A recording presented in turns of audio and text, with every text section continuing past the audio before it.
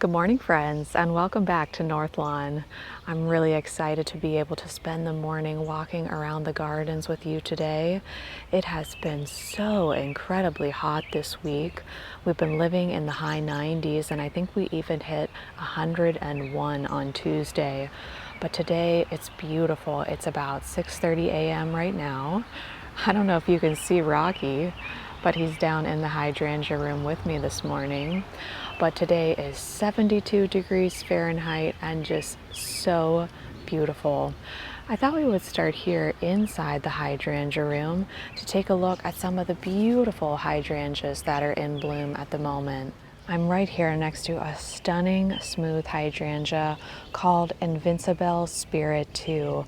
It's this wonderful pink smooth hydrangea that ages to a really soft, gentle green. I love being surrounded by my hydrangeas. I should probably try to figure out a way to put a chair right back where we're standing so I can really enjoy this spot. Right here we have a Quickfire Fab just starting to come into bloom, and I love its creamy panicle blooms. If I turn us here to the left, you'll see that our Hydrangea Halo has started to turn from that lovely creamy white into this vibrant lime green, and it has ginormous blooms. We're standing in an area that receives pretty much full sun for the better portion of the day. I would say we're in full sun from about 11 a.m. till sundown. But as we travel backwards through the Hydrangea room, it does get a little more shady. Some of my Hydrangea Halo hydrangeas are in full sun, some are in dappled light, and some are in full shade. And I don't really see a difference in the performance based on where I place them in the garden here in South Central Pennsylvania. Right here we have a beautiful Invincible Mini Mauvet hydrangea. Really nice dark green leaves, beautiful vibrant pink blooms. I just love how it looks next to the panicle hydrangeas. And then if I push my way through the Hydrangea room and take a look at the hydrangeas that line Hummingbird Way, those are a more vibrant pink because they're Invincible Ruby hydrangea, and I just love those hydrangeas. They're the perfect size for edging a border because they only get about 2 to 3 feet tall and wide. I have 3 hummingbird trellises forming a tunnel in the Hydrangea room and 4 Invincible Ruby hydrangeas in between each opening of that tunnel. And I just really love seeing those gorgeous pink blooms spilling out in between those gorgeous hummingbird arches. I'll pull us back a little bit so you can see what the Hydrangea room looks like from far away. Another Invincible Mini Mauvet right here.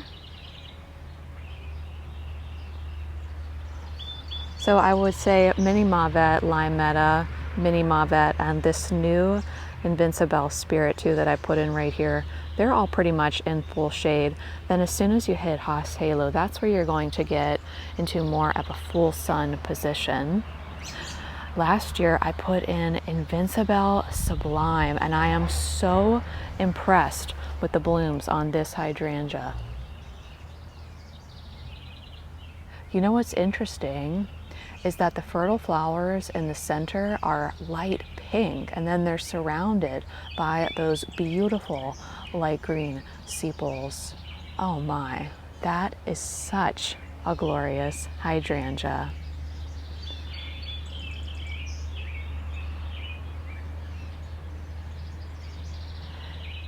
You'll see Invincible lace there in the distance.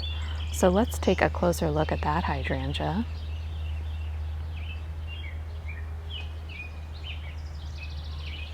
The coloring on all of these hydrangeas is changing a little bit quicker than normal just because of how hot we've been. But Invincible lace starts as this beautiful mauve bloom, and you can kind of see it progressing here. You see it's starting to lose a little bit of color. And then down here is one where it's more of an ivory with just a little bit of pink left. I believe we have 3 Invincible lace hydrangeas in this garden, 2 lining the interior entrance, and then 1 here on the exterior. You can see that subtle difference there between Invincible lace and Hydrangea Halo.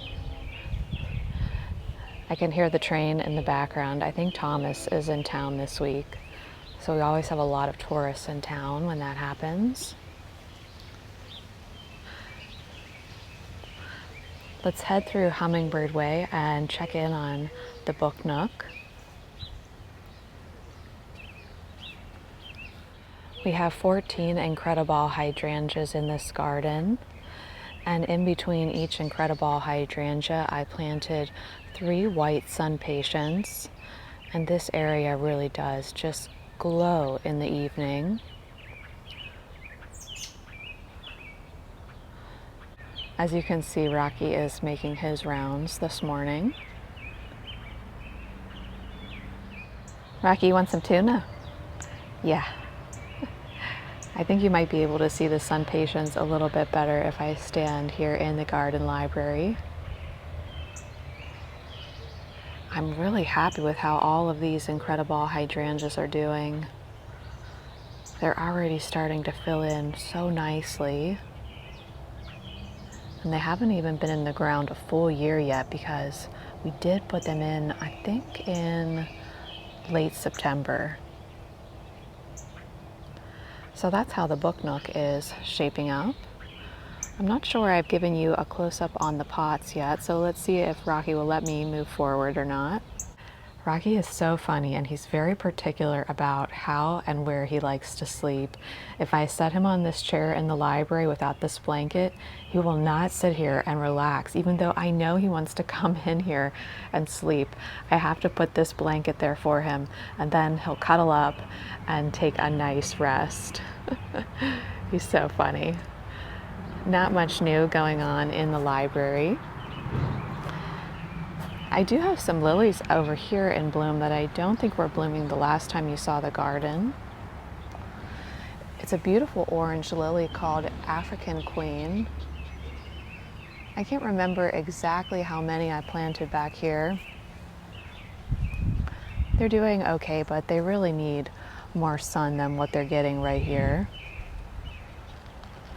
I'm sometimes asked about this evergreen. I'm pretty sure it's a pinpoint blue juniper, and unfortunately I'm not sure if they sell it anymore. Let me know if you see that evergreen in your area.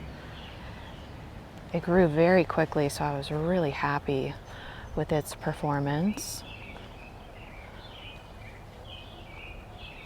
Some of our foxglove have started to bloom. And you can see I have some deep purple calla lilies coming back from a prior year. In the pots, I did heliotrope and lantana. The lantana isn't pushing out a lot of blooms. Maybe it's the heat, although I thought lantana really liked the heat. They're getting enough water, so maybe I need to fertilize them. What do you think? Our bed of Lisianthus is all budded up and should be in bloom in, I would say, about 3 weeks' time. In most of the raised beds, I'm doing a combination of cut flowers, vegetables, and herbs. So in this bed, I have some basil with eggplant, celery, 2 different kinds of cucumbers, and then in the front, I have some dahlias. In this bed, I interplanted stock and hot peppers. I have a large watermelon in the center, which I'm hoping will trail out the front and out the sides, and then 4 dahlias in the front of that bed. In the bed closest to the garden library, I have 3 different kinds of snapdragons, lilies, and sweet peas, and I think you saw those in a prior week.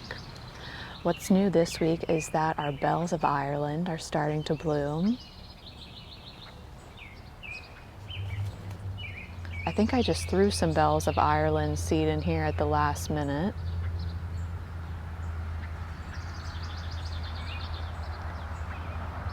beautiful April in Paris sweet peas. And we have some Asiatic lilies in here. And then I also added in some hyacinth bean vine to that bed. Speaking of lilies, we have some gorgeous pink lilies blooming over here in the driveway garden. Right here in front of us, we have a lovely Asiatic lily called Pink Country. Last year, I did remove the red lilies and the Casablanca lilies from this garden. I felt like the height of those particular lilies were a little too overwhelming as the years went on. And I'm really happy with that choice. I think the use of Pink Country and Rosella's Dream. Look at the catbird on top of the flower lady's head. And last year we also added in this lily, which is called Purple Prince. It's not really purple. It's more of a pink, but I think it pairs nicely with the Invincible Spirit 2 hedge that's back behind our flower lady. I love seeing this garden transition from week to week. There's always a new bulb to look forward to, always a new flower in bloom. We also have some new lilies in bloom here in the main flower walk. The really tall white and maroon lily that you see on either side of the border is called Eastern Moon, and that is such a delightful lily.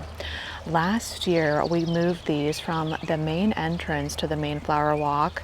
I took a whole bunch of lily bulbs and just interspersed them all throughout the garden, and I like that so much better.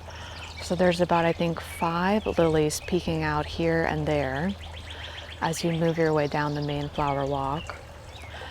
Kavari is also starting to open up and bloom, and we'll have a really nice show with Kavari and Eastern Moon next week. Classic Grace. Time for her morning coffee, aka the alfresco fountain from Henry's studio.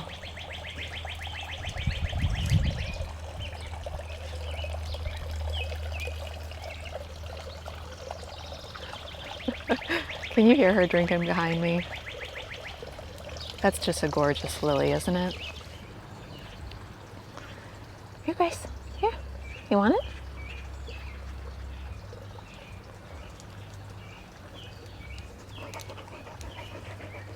That's it.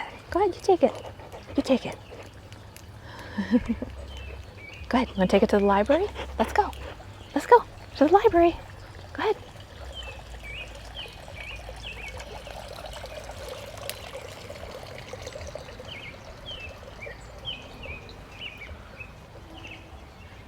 Here's a close-up on that Kaveri lily. Oh, bless you, Grace. Some Veronica in bloom. Lovely lady's mantle underneath.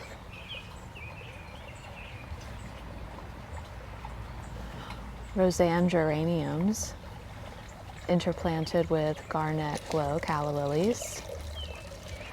The garden adjacent to the Hydrangea Room I lovingly refer to as the Hydrangea Annex. I put in some brand new Haas Halo hydrangeas, Invincible ruby hydrangeas that I had in the book nook last year.